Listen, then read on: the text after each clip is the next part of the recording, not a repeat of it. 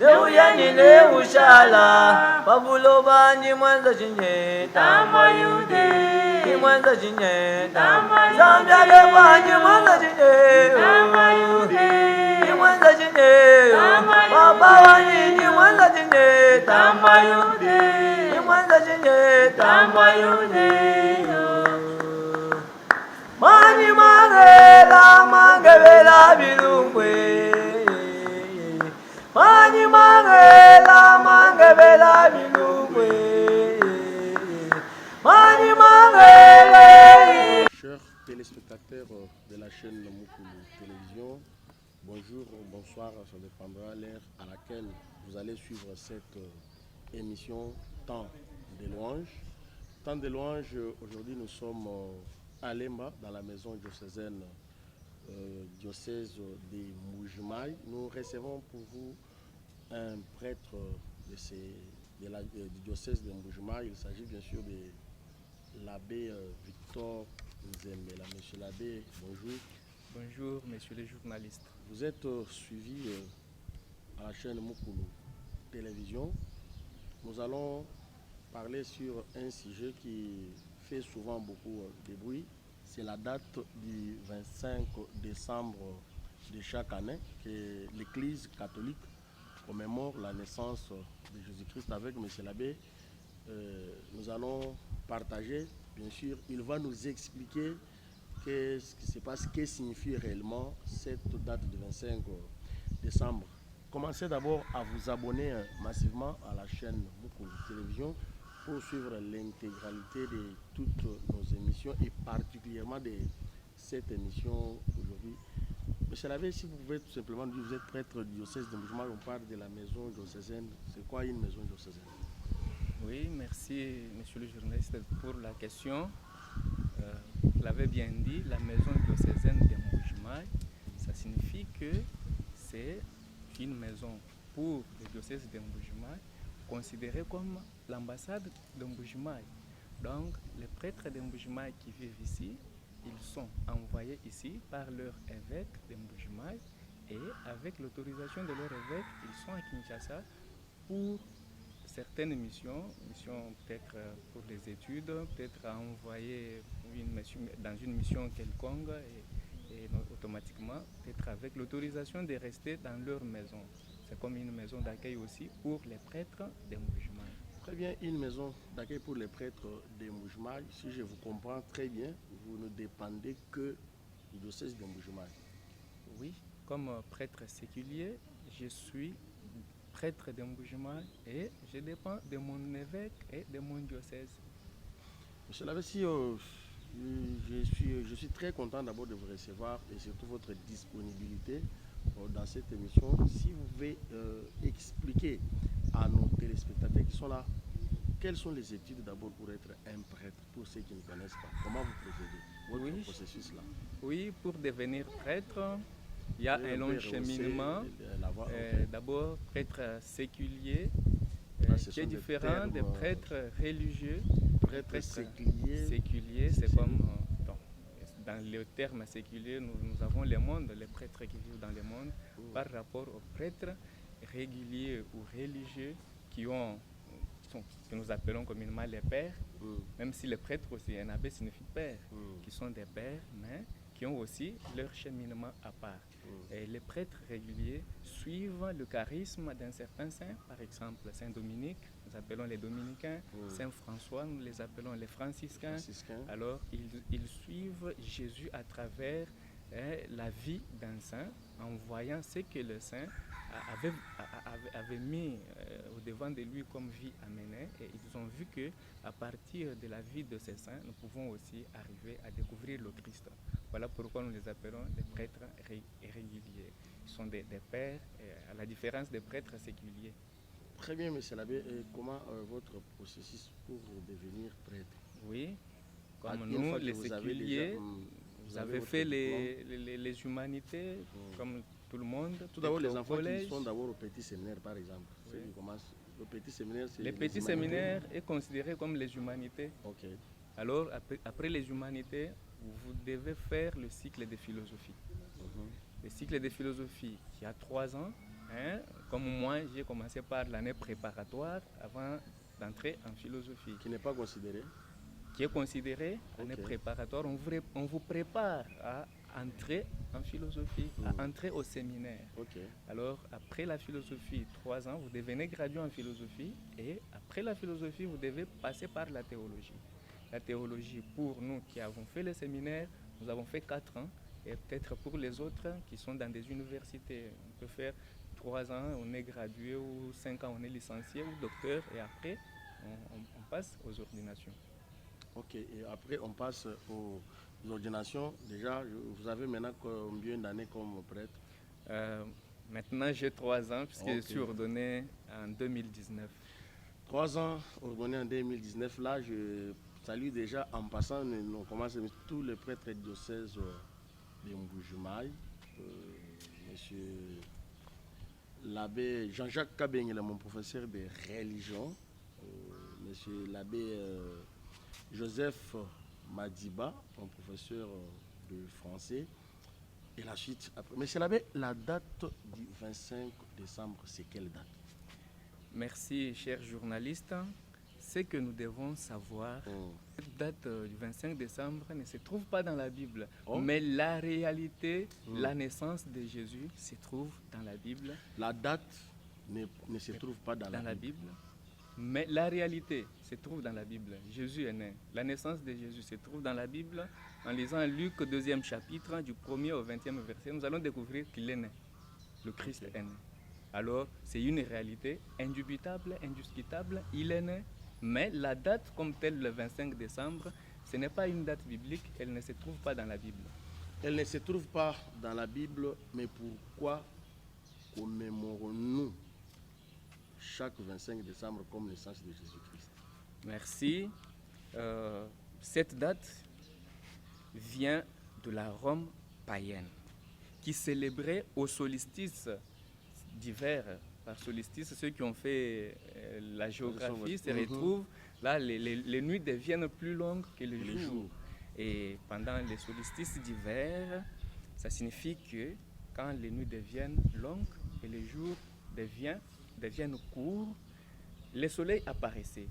Et les gens qui vivaient dans le froid se retrouvent maintenant dans la chaleur. Et c'était la vie qui recommençait. C'était la lumière qui réapparaissait. Et à ce moment-là, les gens étaient dans la joie. Et dans la joie, petit à petit, jusqu'à ce que les pères de l'Église, les autorités de l'Église en 338 se sont décidés pour christianiser cette date qui a été païenne. Ça signifie quoi? Bien qu'ils célébraient le 25 décembre, le Dieu Soleil, Dieu est fêté et autour de l'apparition de ce soleil, de cette lumière, il y avait des fêtes. Par exemple, Saturnaille, où les esclaves étaient libérés, les esclaves échangeaient de place avec les maîtres. Et vu que même déjà Rome est christianisée déjà, les pères avaient constaté que et les chrétiens et les païens, tous n'oubliaient pas quand même de fêter l'apparition de la lumière, ne cessait pas de fêter le Dieu Soleil le 25 décembre.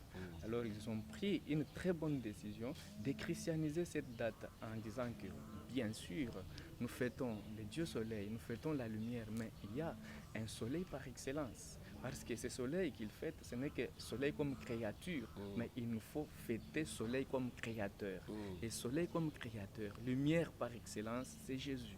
Et ils ont pris. Parce que nous ne pouvons pas seulement célébrer la mort de Jésus. Parce que tous nous célébrons la mort de Jésus. Mais comment célébrer la mort de quelqu'un qui n'a jamais été né? Voilà.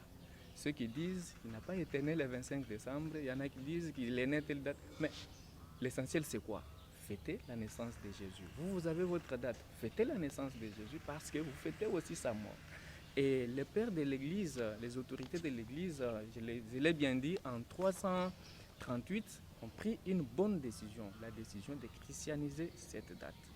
Et à partir de là, ils commençaient à fêter la naissance du soleil créateur, de fêter la naissance de la lumière par excellence, pour dire que comme le soleil, le Dieu soleil, quand le soleil apparaissait, la vie reprenait Jésus vient non pour donner la mort, mais donner la vie. Non pour que les gens vivent dans les ténèbres, mais pour que les gens vivent dans la lumière par excellence. Ce qui fait que lorsque vous avez Jésus dans votre vie, lorsque vous avez Dieu dans toutes vos activités, vous avez de la lumière et vous ne pouvez pas sombrer, vous ne pouvez pas vivre dans les noirs. Et je parle bien de christianiser. Ce n'est pas la première fois et ça ne date pas d'aujourd'hui, christianiser ce qui a été païen, ce qui a été diabolique. Dans la Bible, si nous prenons bien Juge 6e chapitre, du 25e au 32e verset, nous allons voir Dieu qui autorise à Gédéon. Gédéon, nous savons bien, c'était le fils, son père était adorateur du dieu Baal. Dieu Baal était Dieu païen, il n'était pas chrétien, il n'adorait pas notre Dieu, il adorait Dieu Baal. Nous connaissons très bien l'histoire du Dieu Baal. Et Dieu autorise à son fils Gédéon de prendre son animal, le mouton de son père, pour lui offrir. Et lui offrir où? Sur l'autel qu'il devrait construire. Et là où il devrait construire l'autel, c'est là qu'il y avait l'autel du Dieu Baal. Ça signifie qu'il a christianisé lui-même ce qui a été démoniaque. Là, c'est d'autres événements. Oui, bibliques. Dans biblique. Nous voyons bien, on a remplacé ce qui a été diabolique par ce qui est chrétien. Dieu qui recommande à Gédéon de bâtir son autel sur là où était l'autel du Dieu Baal. Voilà. Alors, Dieu l'a fait. Et même ceux qui disent que la date 25 décembre, c'est une date païenne qu'on sort. Mais il n'y a pas que la date païenne. Il n'y a pas que le 25 décembre. Il y a aussi même le nom de jours que nous avons. Les jours de la semaine. Les jours de la semaine, nous avons par exemple le lundi. Lundi, c'est la lune, Dieu lune. C'est-à-dire les jours de la semaine aussi sont sont païens. Les noms donnés, ce sont les noms des dieux païens. Ah bon? Lundi, lune, qui a été Dieu. Mardi, Dieu Mars. Mercredi, Dieu Mercure. Et jeudi, Jupiter, c'était des dieux païens. Et nous tous, nous sommes contents de nous dire aujourd'hui, nous sommes lundi. Demander même. Sans savoir sans savoir il s'agit. Ils le savent, mais incapables de poser des questions puisqu'ils ne savent pas remplacer. Remplaçons alors, nous leur donnons l'occasion de remplacer les noms de jours et de mois qui sont païens en leur nom chrétien. Qui nous donnent par exemple lundi qu'on commence à appeler Bible, ou mardi qu'on commence à appeler je ne sais quoi, ou 5, je ne sais pas. Mais jusqu'aujourd'hui, personne ne s'est levé pour dire que lundi c'est le jour du Dieu païen. Et à part ça, nous voyons même les mois. Le mois aussi, le mois de l'année. Ça signifie que ça vient, il y a eu un processus. C'est ce que nous pouvons dire le coup d'État. Donc le coup d'État du christianisme sur ce qui est démoniaque. Coup d'État. Oui, le coup d'État. Comment ça? Dieu a fait le coup d'État, avec l'autel du Dieu Baal. Il a fait un coup d'État pour que qu'on construise l'autel sur l'autel de Dieu Baal, l'autel maintenant de notre Dieu créateur, où Gédéon devrait offrir à Dieu, où Gédéon devrait donner un holocauste à Dieu, donc construire un autel chrétien à la place de l'autel diabolique, à l'autel païen qui était pour les dieux Baal. Vous comprenez un peu ça? Et à part les jours, nous devons prendre les choses, c'est les calendriers tels que nous l'avons actuellement. Ça ne vient pas, ça ne date pas d'aujourd'hui. C'est un long cheminement qu'on a fait. On a vu qu'est-ce que nous pouvons faire, ils ont étudié jusqu'à arrêter ça. Et dire aujourd'hui que le 25 décembre c'est païen, il faut dire aussi que jeudi c'est païen, il faut dire aussi que vendredi c'est païen. Et là, nous allons nous comprendre. Mais l'essentiel c'est qu'est-ce que nous fêtons à Noël. À Noël, nous fêtons la venue du Christ, la naissance du Christ. Ce n'est pas un anniversaire de la naissance du Christ, mais c'est la célébration, la commémoration de la naissance de Jésus. Dire que c'est l'anniversaire de la naissance de Jésus, c'est comme dire autrement que Jésus effectivement été né le 25 décembre. Mais quand nous disons la commémoration de Jésus, nous commémorons l'événement, la naissance de Jésus le 25 décembre. Donc, tel que je l'ai dit bien, si vous ne voulez pas fêter le 25, mais choisissez votre jour. Vous pouvez dire que Jésus a été né tel jour pour éviter 25 décembre comme date païenne. Mais pour moi, j'ai dit que Dieu peut écrire sur les lignes courbes en droite. Donc, il peut écrire droit sur les lignes courbes. Tu vois un peu. Merci beaucoup, monsieur l'abbé. En ce qui concerne toujours cette date et surtout la naissance, il y a de ces gens-là qui disent qu'à part Jésus-Christ, Marie avait aussi d'autres enfants. C'est vérifiable ou bien on imagine des choses? À part Jésus, Marie n'a pas eu d'autres enfants. Dans la Bible, on parle bien des enfants des Zébédée. Les enfants, les fils des Zébédée. On cite les fils de... Dans la Bible, il y a Marie-Madeleine. Devant la croix, il y avait Marie, mère de Dieu, il y avait Marie-Madeleine, l'autre Marie de Magdala. Tu vois un peu ça? Et quand on dit que les fils, les frères de Jésus, c'est là qu'il y a un problème. Les frères de Jésus, mais votre cousin, c'est votre frère, non? C'est mon frère. Alors, vous allez dire que Jésus n'avait pas de cousins. Et quand on appelle ses cousins frères de Jésus, on a mal dit? On n'a pas mal dit. Alors, inutile de faire du débat sur des choses qui ne marchent pas bien, des choses qui ne se comprennent pas bien, illogiques. Et les gens nous attaquent les catholiques pour dire que vous priez Marie. Si vous avez une réponse à ce sujet. Nous prions Marie, nous vénérons la Vierge Marie, nous ne l'adorons pas. Si vous, dans votre vie, vous adorez Marie, vous êtes idolâtre. Mais si moi, je sais que je vénère Marie, je ne l'adore pas, je ne suis pas idolâtre, Marie, nous lui devons du respect, comme la mère de Jésus. Si vous, aujourd'hui, vous pouvez passer par votre pasteur pour intercéder pour vous, mais c'est lui qui a porté le Christ, parce que la première à accepter la foi en Jésus, c'est Marie. Okay. L'ange vient lui annoncer que tu vas enfanter et tu vas mettre au monde un enfant. Il sera appelé Emmanuel, Dieu parmi nous. C'est lui qui accepte de mettre au monde Dieu. Comment ne pourrions-nous pas le respecter dans notre vie, la respecter dans notre vie? Et c'est comme, prenons l'exemple aujourd'hui de la mère de notre président de la République. Comment vous pouvez aller vous jouer de la mère de notre président de la République alors que chez elle, il n'y a même pas moyen d'entrer. Pour y accéder, il y a la garde, il y a beaucoup de policiers et militaires. Mais comment Jésus peut accepter qu'on se joue de sa mère? Si vous, proprement, vous ne pouvez pas accepter qu'on se joue de votre maman. Jésus ne peut pas accepter. C'est lui qui ne respecte pas Marie et démon. Oui, vous dites? C'est lui qui ne respecte pas Marie dans sa vie et démon. Comment ça, monsieur? Et disons tout simplement qu'il ne respecte pas Jésus. Parce que c'est grâce à Marie que Jésus, nous avons eu Jésus, et Jésus qui est Dieu, Jésus qui est venu nous sauver.